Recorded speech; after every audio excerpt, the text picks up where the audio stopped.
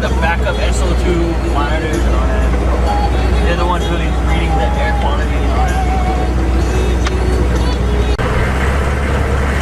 So it's been venting out so much that all the vegetation over here is just dying already. It used to be all green and now it's just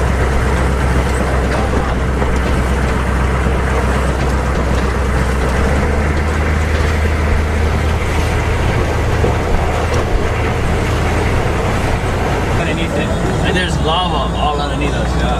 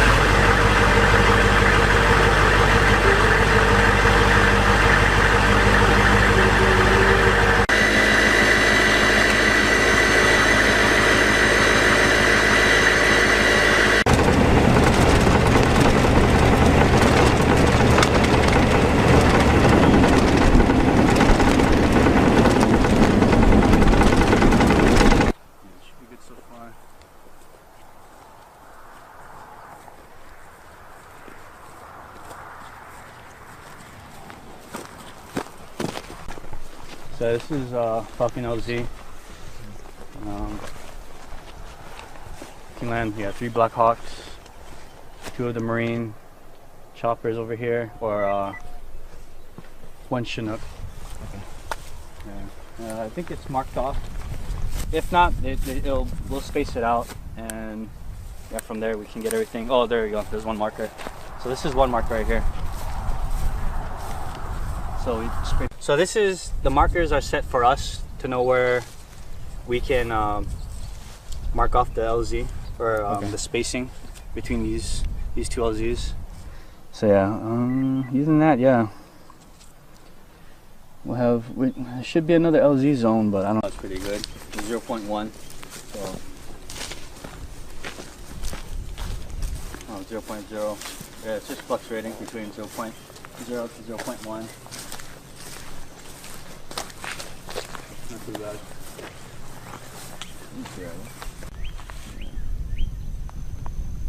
If there's hear no animal or see no birds, nothing, that means get out of here. Yeah, we got reports from the prior roving team that they were getting some readings, but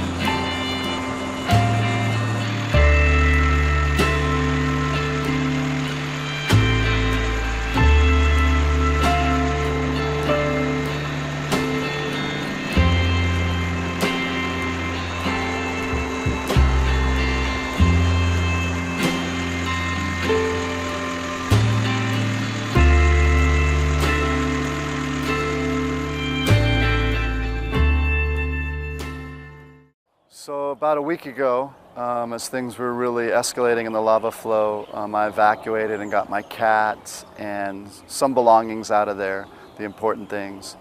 And then just slowly the lava started to get closer in Kapoho Beach Lots, and I just stayed in touch with the best videos that I could find.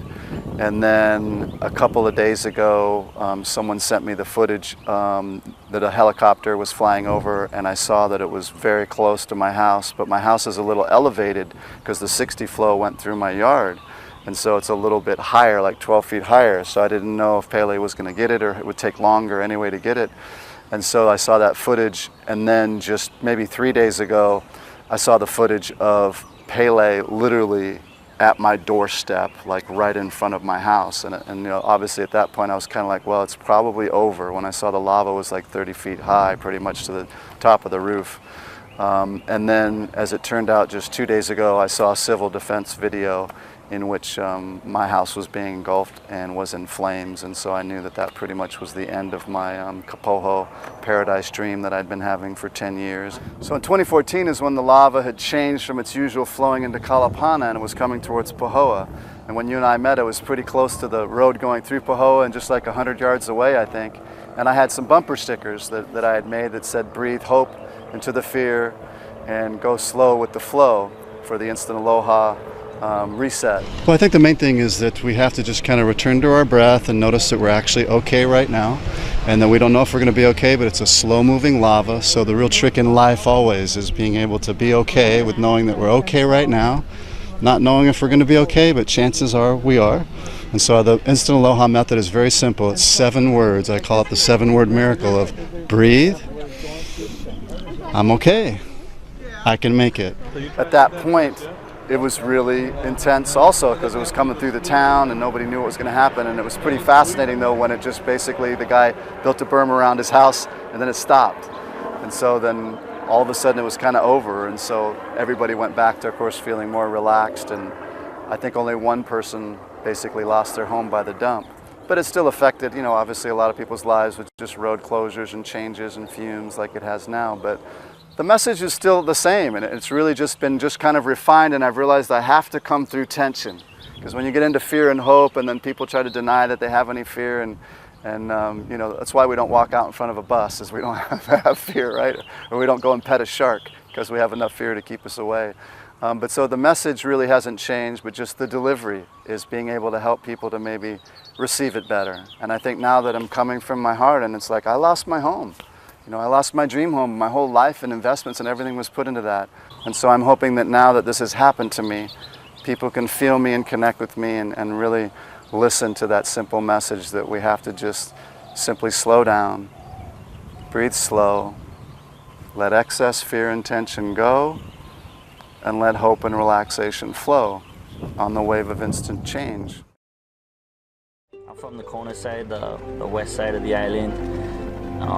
Right now that side's getting a big hit with the VOG, and my family's over there, my kids over there, my wife is over there, and you know, I'm here working, so it feels good to provide the support and to also think of this whole island, because it's affecting this whole island.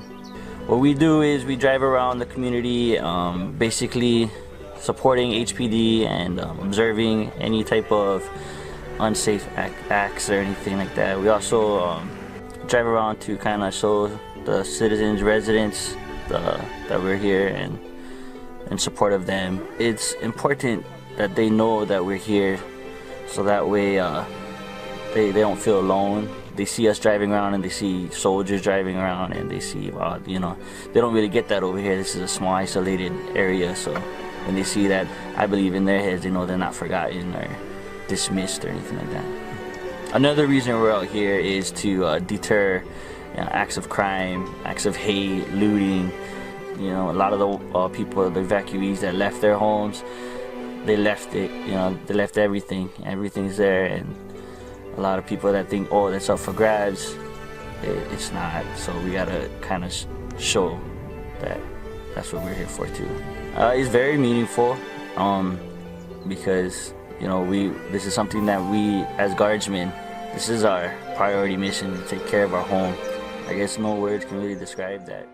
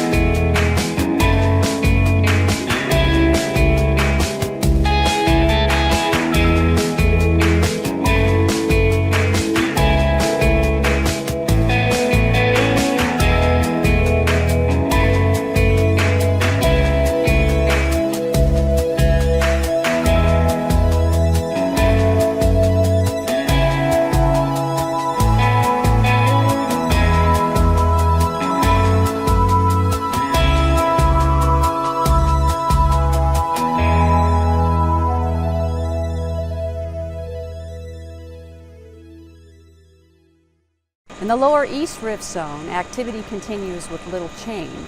Lava from the Fissure 8 fountain continues to reach heights of about 175 feet as measured during the overnight hours. The lava pulses, sending a shower of hot lava fragments over the rim of the cinder cone, building it slightly higher and wider. The lava exits Fissure 8, traveling at a rate of about 17 miles per hour.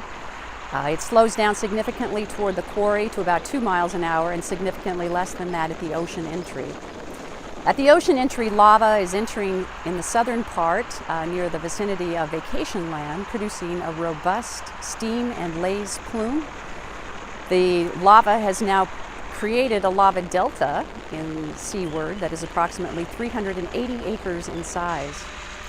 Up at the summit, subsidence continues with the withdrawal of magma at depth. The popular overlook parking area has now slumped into the crater. This area was closed since 2008. Earlier this week, crews installed temporary GPS stations to track the rate of subsidence at the caldera.